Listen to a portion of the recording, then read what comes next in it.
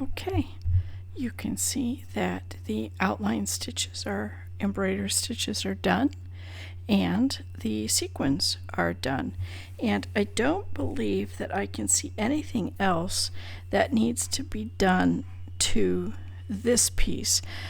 Generally speaking, I think everything else is going to be applied to this stocking. I saw some embroidery that looked like it needed to go down here, but I believe it goes to that piece that goes there. So we are ready to, let's see, to move to the next step. So we can check off step 1, personalize, embroider, and sequin the stocking front, number 1.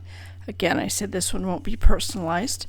A lot of times people order them and they don't know who they're giving them to yet. So there's a number of different things you can do to personalize them. I usually purchase their laser cut letters.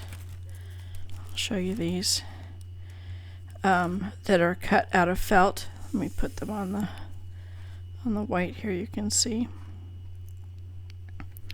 And I use these to place a name at the top. They're really nice because they're sized perfect for the stockings if you don't have too long a name, as you can see here. But then I just stitch them down, I pin them on, get them where I want them. I like it because I can, sorry, that doesn't spell anything, so we'll just say mall. You can center them, you can move them until you stitch them down.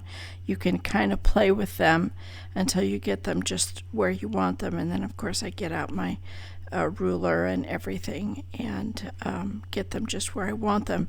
Then I applique them down, and then on top of the applique I usually add sequins on the top. So for white I usually add white, but one time I put white letters on and then added gold sequins. So get creative, do whatever you want.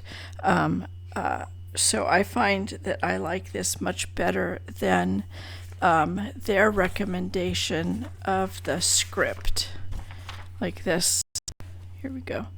Like this, that is stitched on. That is not as bold, not as bright, and it seems to me not to go as well with the stocking as the felt letters, the sequins on top. So that's just a little heads up, that's what I do. And the people that don't know the name or don't know, I'm sure they have come up with all kinds of solutions. Mary Stockings is a place where I get a lot of my supplies. Where'd it go? There it is. They have a lot of options. They have, wooden tags that you could hang off of the stocking tab, and it would have a name on it. Or there's, you could get an ornament, a Christmas ornament that has the person's name on it, and hang that from the tag or the tab that you hang the stocking with. So anyway, get creative, and stockings don't have to have names. I'm sure years ago they didn't. Okay, so our next step is embroider and applique the floor, number 2, to the stocking. So the floor looks like it's going to be right here, this kind of tan gold piece, number 2. And it looks like it's going to have a lot of embroidery on it here, these stitching. Let's see what that is. Okay, it looks like it's this, which is going to be an outline stitch of 2 strands of brown floss. And I have extremely rarely run low on floss. It's very rare. I usually have extra. They're very generous. But should you need more floss for one reason or another, here is your floss color numbers right here. And those flosses are usually DMC floss numbers, color numbers. They also have the word, so you can be sure that if you're picking up a floss, so you can go to really any fabric store or craft store where they might have embroidery floss, and you can pick up the exact color that you have been using and that you need. So there's also codes for the beads, for the sequins, and for the felt. I've never used any of that. Again, never run out of anything, but I have gotten more floss on very rare occasion, and that's what you can use to get the right number. So we're going to use what they called brown. Now we've got a number of browns in this kit. We've got something called red brown that they list up here with applique. We've got something called taupe, which is a very kind of a light tan. We've got brown, and we've got dark brown. So it will mean that I need to be very careful with what I have selected. So this is how I have put together my floss. Looks like I've got more than one color here. There's also something called peach, which they said I only had one of, but I think I have another one right here. Maybe another two. Yeah, it looks like two. These are two different colors here. So I kind of just lined up my browns. Oh, that's a different color. So I'm guessing this is taupe. That's why I like to use this to set up my my floss, because then, sorry, rocking and rolling here.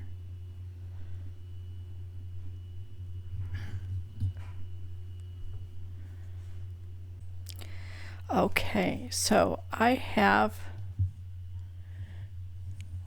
trying to get you right side up here. Okay, here we are.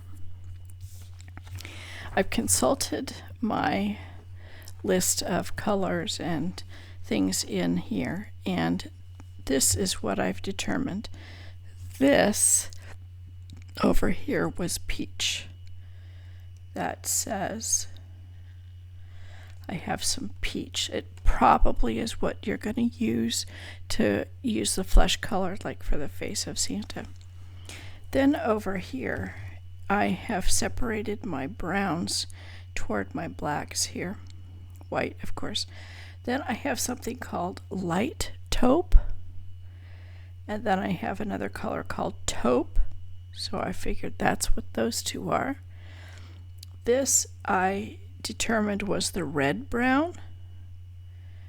This is going to be brown, and this is dark brown.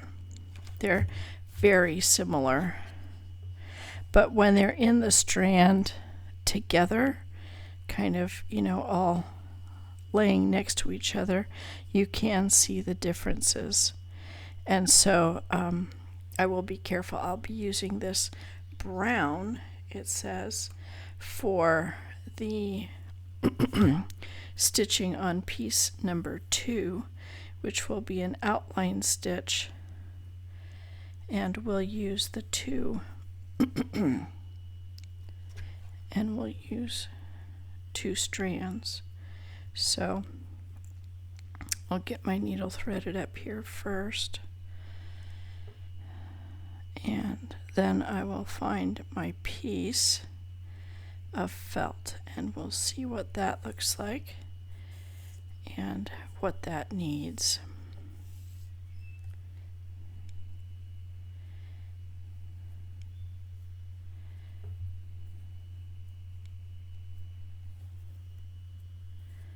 Okay, there's that, and I'm going to need an embroidery needle for that. I have somehow, since I threaded that bead needle on camera for you, misplaced my needle threader. So somehow, by the grace of God, I was able to thread my bead needle and keep going with my sequins after I finished that first strand of floss, and I'm hoping it will turn up here. Cat was so insistent on being up here, he could have taken it. He doesn't usually get away with taking anything without me noticing, but I wouldn't put it past. Okay. Here is our stack of felt, and we are looking for piece number 2. I believe this is it right here. You can see the number 2 is just outside of this piece. Now, I haven't talked on camera this video about cutting, but the first recommendation I always give is that you cut the piece that you're going to be working out and away from the pieces that are also on that sheet of felt. So don't try to cut your piece. Ooh, this is not printed very dark. Might be consulting the picture for that one. Okay, so you can see here, I'm going to get the red piece out of the way, that there's lots of other pieces. It would not be wise for me to try to cut this piece out exactly and not interfere with these other pieces. So I'm going to cut these other pieces away, but I am going to be sure to leave my number 2, which this piece is number 2. You can see the numbers just outside, and make sure that that stays with this piece so that I can't confuse my numbers and possibly have a piece of felt left that's got a bunch of numbers that are not associated with it. So there's number 2. And now that I've gotten the other pieces cut away from it, I can begin to cut this piece out correctly. So I like to find a place where I can start kind of parallel to the line. Doesn't always work. You spin things around until you get where you like, and then I'm going to cut very much right inside of the paint. See if this stays in focus. So you can see that I'm actually cutting the paint away from the piece. And I really like these small Ginger, I think they're called embroidery scissors. They also have a larger handle, which is kinder to my hands. And then as I cut, I can do a better cut if I have a little tension. So I use my hand to tension. As you can see, tension fell right off. To kind of tension it so that it's not loose. Your cut, I find that my cut is much smoother if I can have a little tension around where it is that I'm cutting.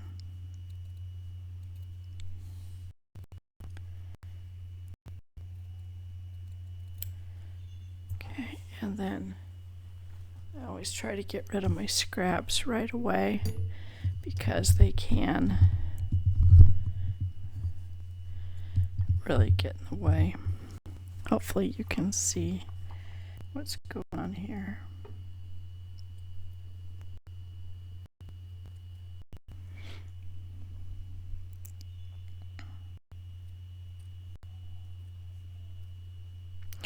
And if you should end up, after you cut your piece out, and notice little bits of the paint there, as I'm working with it, and as I notice little bits, I always just trim them away as much as I can.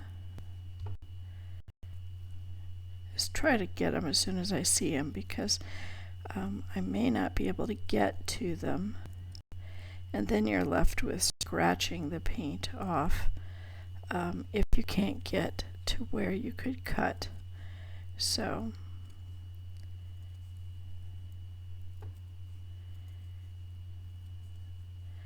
and I just use the sharp edge of my small scissors to scratch any paint off that remains visible when I'm finished with that piece, in whatever way or shape it might be.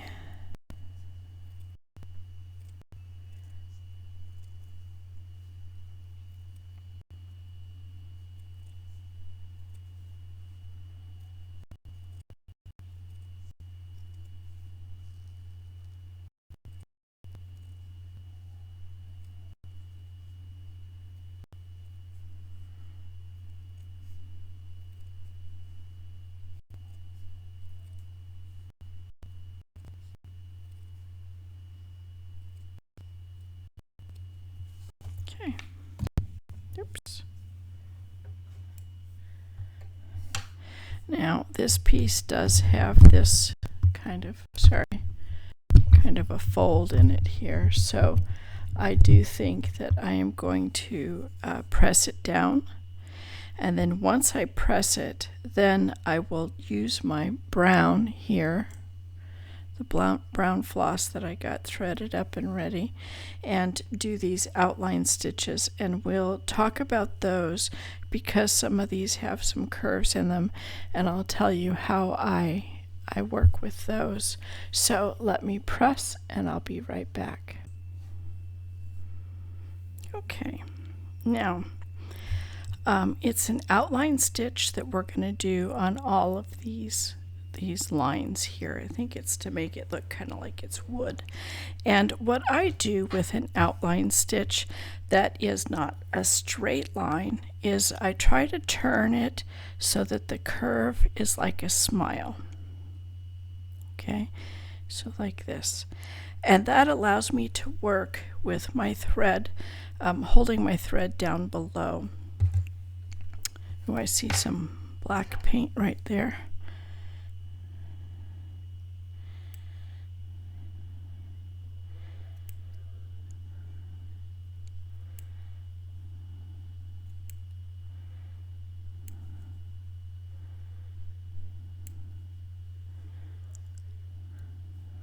Okay.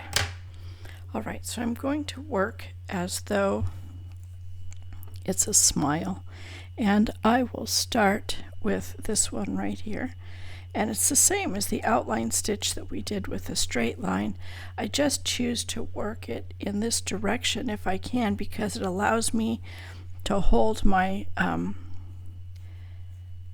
the free floss down below, and I can grab that with my thumb.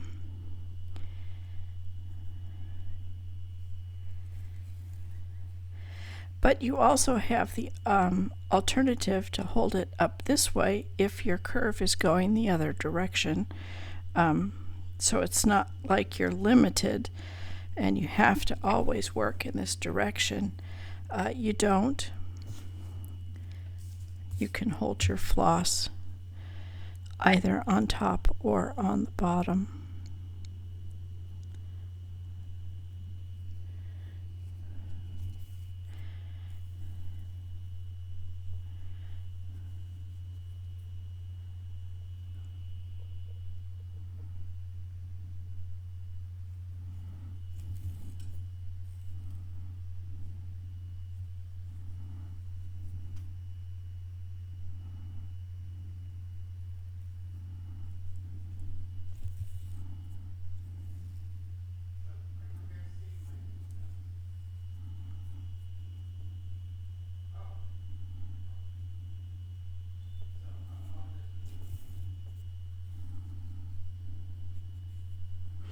And then you can see that this line is going to go right to the edge. So I'm going to do just like we did with the burgundy outline stitch, in that I'm going to take my last stitch and have it go all the way around the felt, so that I'm not trying to do a stitch right on the edge of the felt, which might pull out, because felt, as I'm sure you might know, is not a woven fabric, so you don't have the benefit of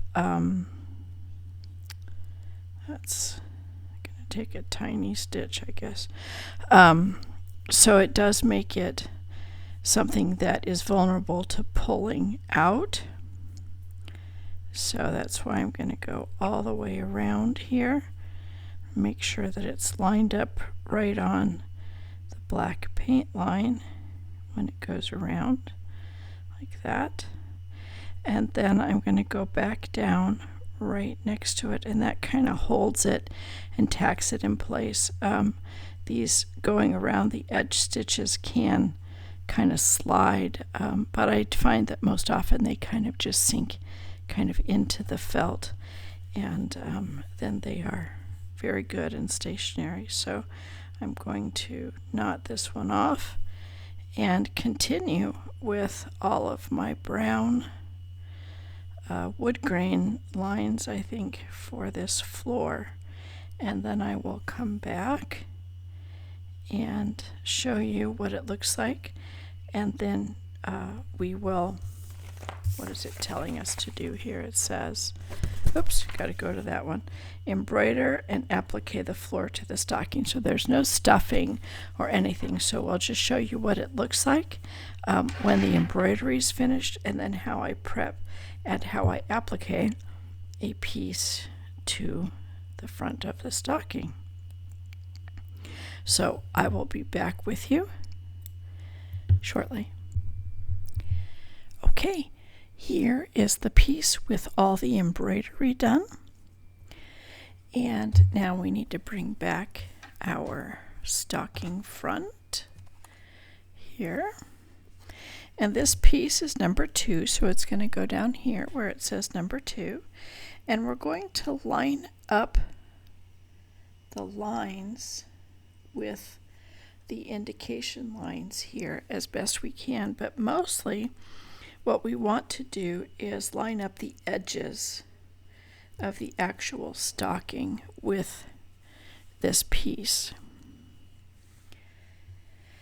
And then what I like to do is just go around and pin it down. I like to start a little bit in the middle.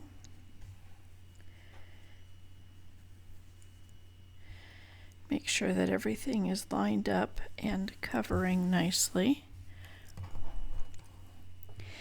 And there are always ways to fix any mistake. So yeah, I like to come down here and just really line these edges up nicely so that I can stitch them, applique them on. And I match my applique thread. I mean, you can see here we've got 2 different colors of felt. What color floss do you use to stitch this on? Well, I always match the color to the top felt, so I'm going to use the light brown color. I have to look it up and see what they call it here. And as far as being too worried about, oh my gosh, it's going to show on top of the red, the truth is that usually most of your stitching, because felt is kind of, for lack of a better word, fuzzy, and it's not really fuzzy, but it does have kind of a fuzz to it. The stitching doesn't show as much. So here is what I want to do is, because we have we talked about earlier all these different colors of brown floss, I want to make sure I use the floss that they indicate. And they say that for applique, you want to use the light taupe. So when we came over here, we had the white, and we have the light taupe. Sorry, white, and then we have the light taupe, and then just the taupe, and then we have red brown, we have brown, and then we have dark brown, and then we go to black, and these over here are burgundy. So this is going to be the color, this light taupe is what they're indicating they want us to use for appliquing. So we're going to just simply get a single strand, get that threaded up on an embroidery needle.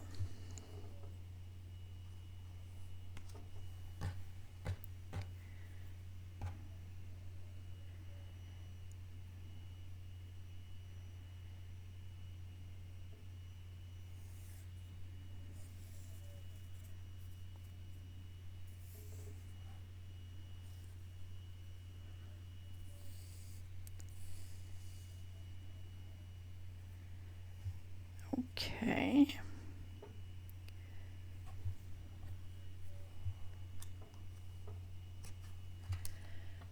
Let me get some of this out of the way.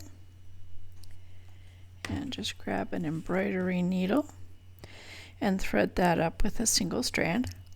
And we're going to knot it with a single strand as well. We're not going to tie the two together because appliquing is done with a single strand of floss. So a knot just in the single strand here.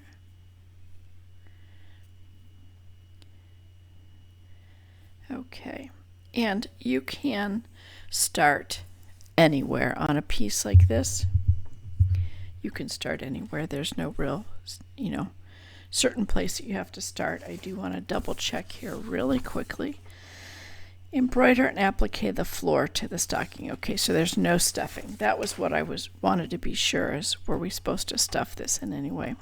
So I think for me, I'm going to start kind of in the center of this straight area here. And I call that about 1/4 of an inch. Don't worry too much, like some of the red, I don't know if you can see that at all, but the red fuzz has kind of come through to the tan. But no worries, because we're most likely going to have a piece that goes on top of this. That's why there's a line on top of it. And so we're going to just take stitches. I am going all the way through the red felt until I touch my finger. That on pieces that we add in the future, where maybe we're adding a 3rd or a 4th piece on top, you do not have to go all the way through. If you have secured the original piece to the stocking, then the other pieces will be secure if they are just simply secured to that. I hope that makes sense. But in other words, you don't have to go all the way through all the layers when you're adding additional layers. And you can see I am just taking small stitches when I come to a pin and I see that I don't need it anymore. I get it out of the way.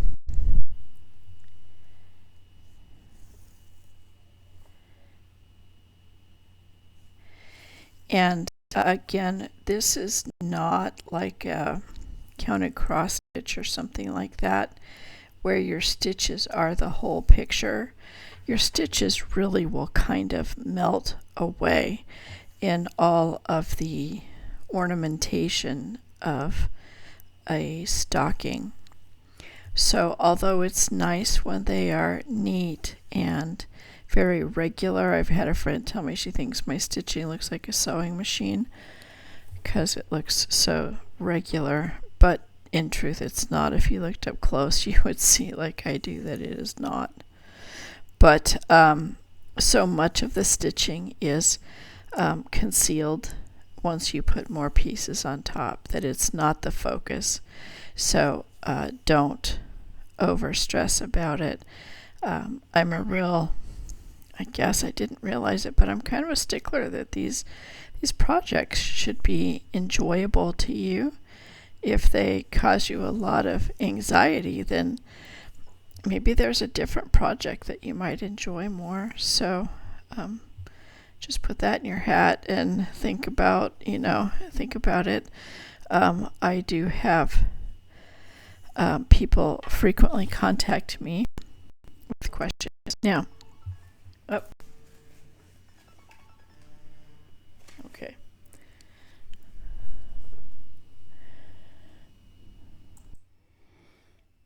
Okay. Now we have been doing the applique stitch, which is what you were watching me do all along here. Now we're going to go around to the outside, which is going to be more like a whip stitch. So we're going to go making our stitches about the same distance apart, but we're going all the way around now. And you'll see that this causes the stitches to have sometimes a little bit of an angle, so your stitches will look a little neater if you can try to keep that angle constant. But there's no way to be perfect about it, but you can see I'm going all the way around there. There's a pin I can get rid of. And I'm going to keep going all the way around like that until I get back around to the straight part.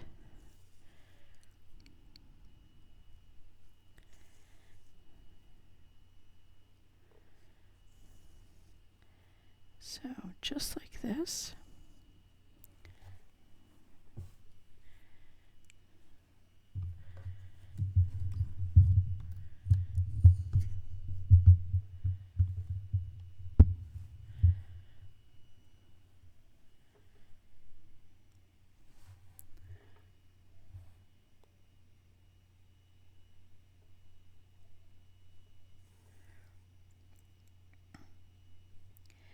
It is a new and interesting challenge to be able to sew around a camera and a microphone.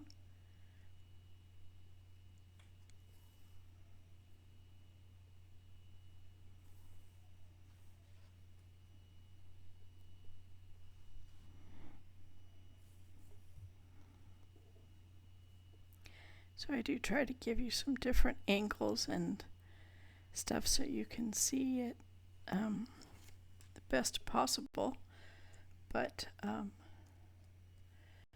still need to be able to ouch, still need to be able to sew properly.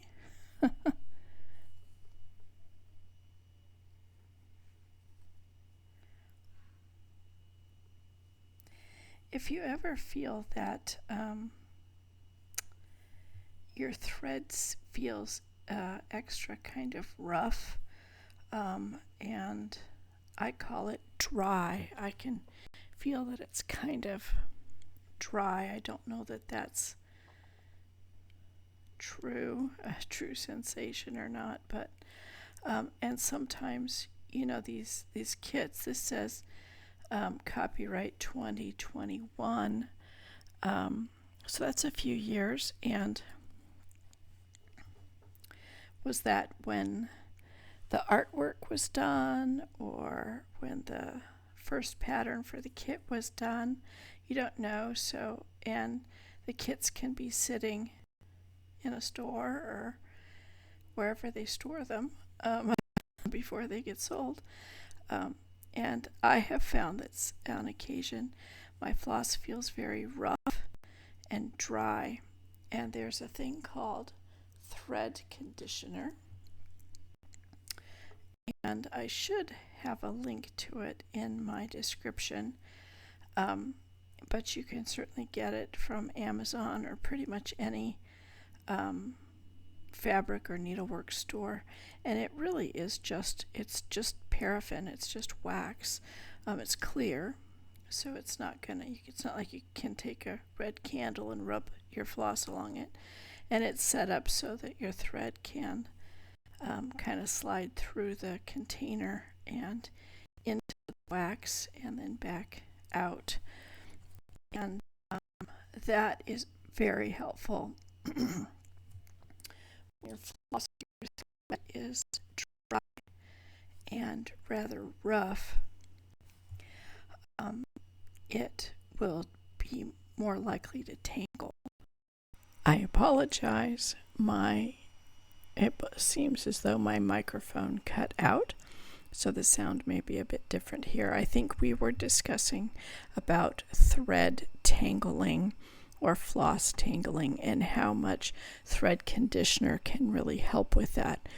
If it's not tangling because it's catching on pins or sequins or beads, and it's just kind of knotting on itself, the thread conditioner can really be very, very helpful with that.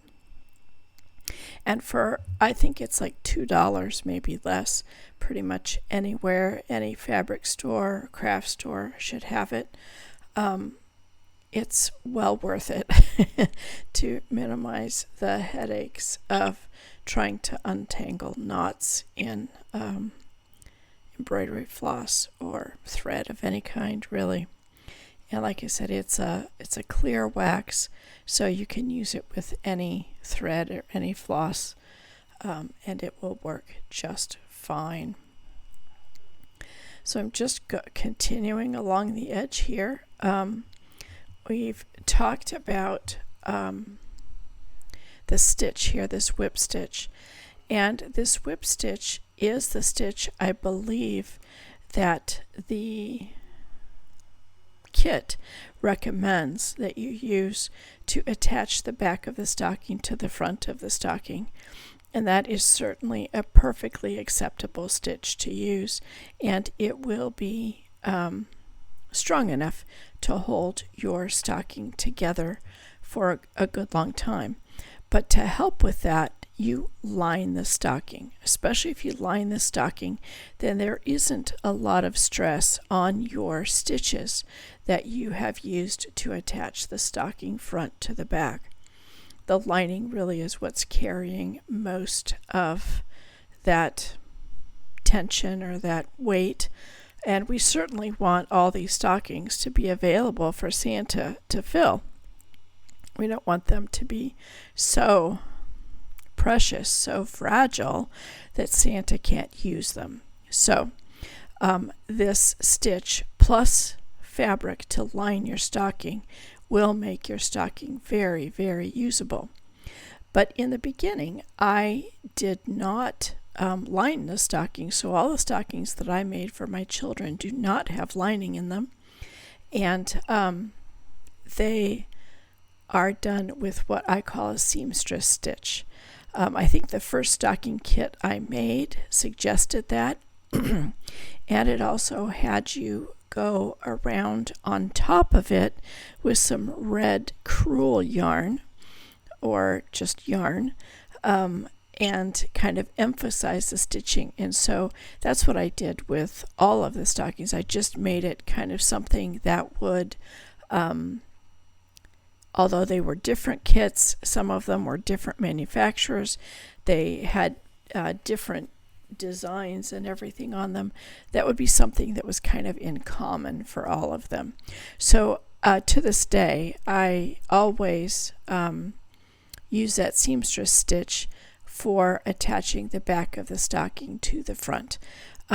It allows me to just feel secure, to know that it's going to last, even though I'm lining the stockings. It also means that if something was to, I've had people tell me that like candy melted in the stocking or something and ruined it.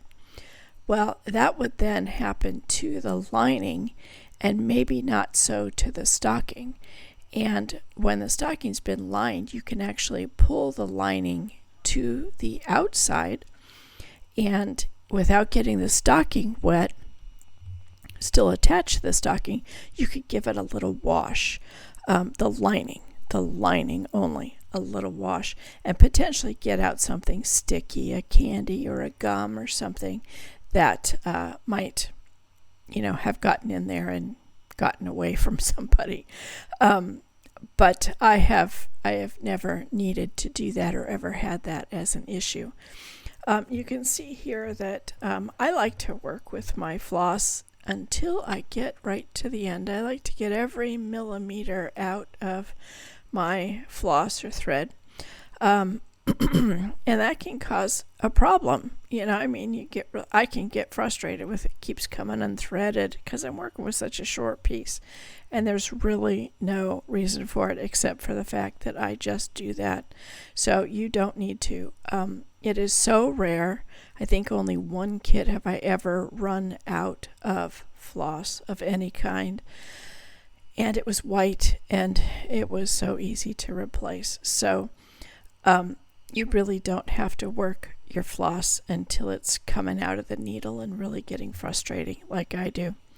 I've heard that need to be very frugal and maybe bordering on stingy is a Scottish trait, which I probably inherited from my very Scottish father.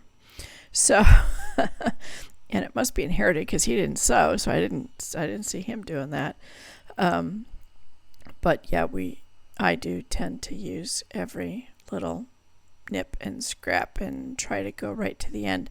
Sometimes I'll tell you, I worked a piece of floss that I was using to sew on sequins and beads so close to the end that I couldn't make a knot in it. I couldn't even get it back around, and I ended up bending the bead needle. Thankfully, bead needles are thin, and they do actually, I bend them on occasion.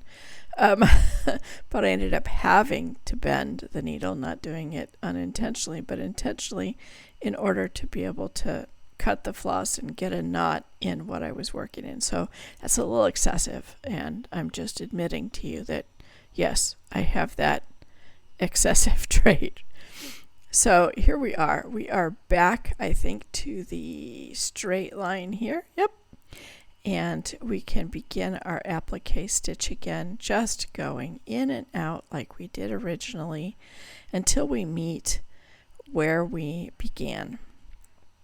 And then we just simply make a knot on the back side. I think we've been talking about thread knotting, and I think my thread does quite bunches up and kind of knots up there. Although this thread does not seem to be dry, you can see that the knot does come out fairly easily. But it's no fun if that is almost every stitch. So if it was, I would have grabbed my thread conditioner and shown it to you in person. But we're just going to keep going along here, in and out in the applique stitch, trying to keep our stitches approximately the same distance apart and approximately the same depth in the piece that we're working. But again, most of your stitches, if not all of them, will be hidden underneath other pieces that go on the stocking, as well as the sequins and the beads. And really, they steal the show, and your stitches kind of really have to take a back seat. So don't worry too much about it. Here, we're almost there. I do have to come back in a sec. My cookies are done, so I have to go get my cookies out of the oven. So here we are. I've finished stitching it all the way around. We do not do anything else, so it's time to mark off number 2. And we will be coming to start number 3 in our next video. So we hope you've enjoyed working along with me in this video, and we hope that all these videos are a blessing to you and help you to craft with your loved ones in mind. God bless your day, and we'll see you in the next one.